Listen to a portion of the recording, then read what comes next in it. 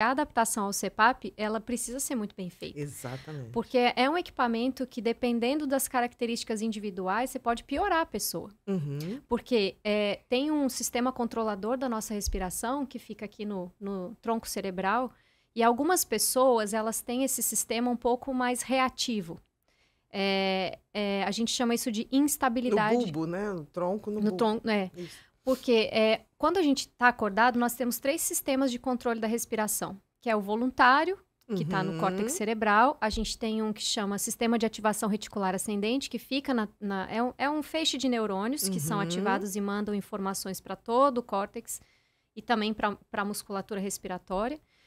E o controle químico, que é o nível de oxigênio e de gás carbônico no sangue. Então, a gente inspira oxigênio, expira gás carbônico, que é o produto final aí das reações químicas. E aí, quando essa pessoa ela tem apneia do sono obstrutiva, que é esse do ronco, fica muito fácil, porque o CPAP ele é um compressor de ar, então você injeta ar por uma máscara, que é muito fácil assim, a teoria, né? O conceito é fácil, que é um compressor de ar que vai entrar ar na sua narina e vai abrir a garganta. Exatamente, dependendo da musculatura. Ele faz força, ele é uma prótese de ar. Então, você consegue fazer o ar passar e tem várias maneiras. Hoje tem muita tecnologia envolvida nisso. Mas a graduação do ar, quanto colocar, se põe no modo automático ou não, pressão fixa ou não, são detalhes técnicos. Mas tem algumas pessoas que elas têm esse controlador da respiração que ele manda, dependendo do nível de gás carbônico no sangue, ele corta a respiração. E ao invés de fazer uma apneia obstrutiva, que o objetivo é corrigir, ele faz uma apneia chamada de apneia central do sono, que é mais ou menos assim. A gente vai tentar respirar, o nosso corpo ele tenta sempre manter o equilíbrio. Então, a gente respira aqui, nós estamos num ritmo respiratório regular, apesar de falando, mas a gente está produzindo um nível de CO2, então inspira, expira e vai estar em torno de 40 milímetros de mercúrio no sangue, que é uma medida. Se eu respirar mais profundamente, o CO2 ele vai cair. E se eu respirar várias vezes profundamente, ele vai cair mais. Mas tudo tem um limite. Tem um ponto que ele tem que parar de cair. Senão eu começo a ficar tonta, eu começo a ter um problema, uma compensação metabólica. Descompensação, na verdade. Exatamente. E aí, quando ele cai abaixo de um limite, que a gente chama de limiar de apneia, é o limite no qual o cérebro fala, seu CO2 está muito baixo. Você tem que fazer ele subir. E ele só vai subir se você parar de respirar. Sim. Aí ele corta a respiração. Aí a gente faz uma apneia central para o CO2 subir. Isso é dose-resposta, é compensatório, é fisiológico, até um determinado ponto. Todo mundo tem aqui. Se a gente respirar agora 30, 40 vezes e parar, a gente vai poder ficar vários segundos sem respirar. Isso é compensação. Só que, dependendo de como eu regulo o CPAP, eu posso fazer ele respirar fundo demais. Exatamente. E ele entra nessas apneias centrais. E a apneia central também... Que é pela baixa do CO2. Do CO2, Então, essas apneias centrais, elas também fazem a oxigenação cair. E também provocam despertar, ativação do sistema nervoso simpático. Elas são muito frequentes em quem tem insuficiência do coração. Porque existe um mecanismo aí... envolvido no coração que não bombeia sangue direito, o sangue demora muito para levar as informações para o cérebro e trazer a resposta, então eles fazem muito isso. Acontece muito em quem acumula muito líquido nas pernas, porque a insuficiência do coração acontece isso, mas tem outras causas também, insuficiência renal, paciente que faz hemodiálise. Tem mesmo. Insuficiência vascular, eles acabam, linfedema, quem tem linfedema, eles acumulam muito líquido na perna, que nós somos bípedes, né? A gente está muito mais tempo sentado e em pé do que deitado. E na hora que a gente deita, esse líquido ele começa a se deslocar e vai para o rosto e para o pulmão. Quando ele chega no pulmão, é como se ele deixasse o pulmão mais úmido. A gente chama isso de congestão pulmonar. E a pessoa começa a respirar mais rápido, porque o pulmão está um pouco mais pesado. Com mais líquido. Com mais líquido.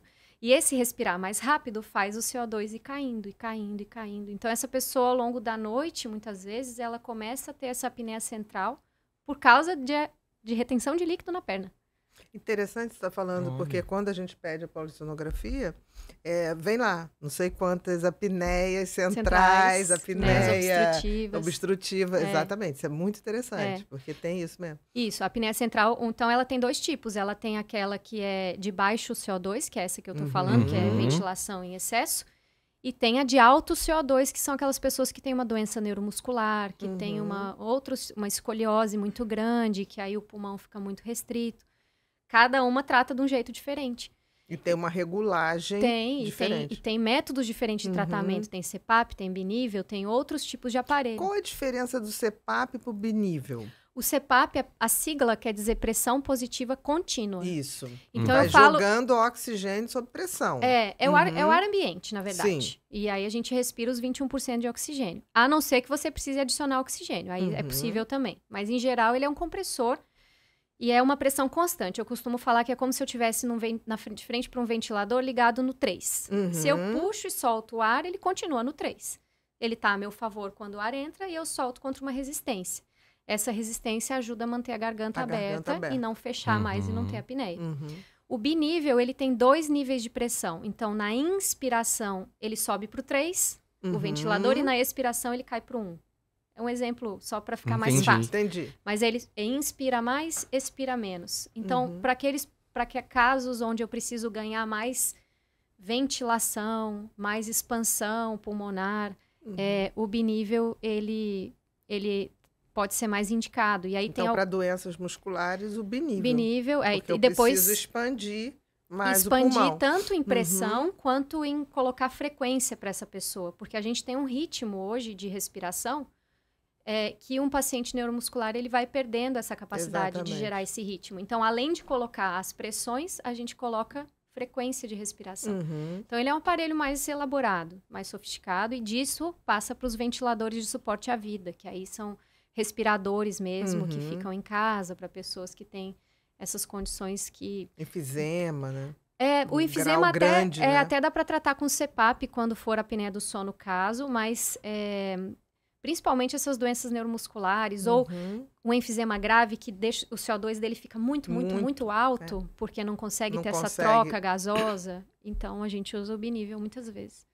Entendi. Mas a prevalência maior de apneia do sono está na população, geral, né? Geral. Agora, num DPOC, que é essa pessoa que fumou muito tempo e tal, eu não lembro de cabeça, mas isso passa de 60%, 70%. De necessidade de uso. De apneia do sono. De apneia mesmo. Junto com doença respiratória. Mas a apneia do DPOC é uma apneia obstrutiva ou em geral, uma apneia obstrutiva? Em geral. Em geral, obstrutiva. Tá, entendi. Pode ter central também. Pode ter. Todo mundo pode ter. Do CO2. Exato. Do nível de CO2. E, na verdade, o que acontece? Muitas vezes ele não tem central na polissono. Mas a hora que você faz ele respirar, ele desenvolve. Entendi. Aí a gente chama isso de apneia central emergente ao tratamento. Que aí vai lá ver os dados do CPAP dele, tá cheio de apneia central. Aí ele falou, eu piorei. Mas às vezes é a forma como o profissional regulou o CPAP. Exatamente. Porque aí você tem que entender disso. Por isso é tão importante ser um fisioterapeuta especializado, né? Demais. Por exemplo, esse rapaz que pegou lá e botou lá no Joãozinho, eu acho que ele fez uma coisa, ele queria tirar aquilo assim. Acho que ele falou, eu não quero ser responsável pela morte desse homem aqui dentro. Foi no desespero, Foi no desespero. Então, no dia seguinte, ele estava, Agora, né? Flávia... Qual a genética disso? Você ia perguntar isso? Da apneia? Né? Isso tem um componente genético? Tem.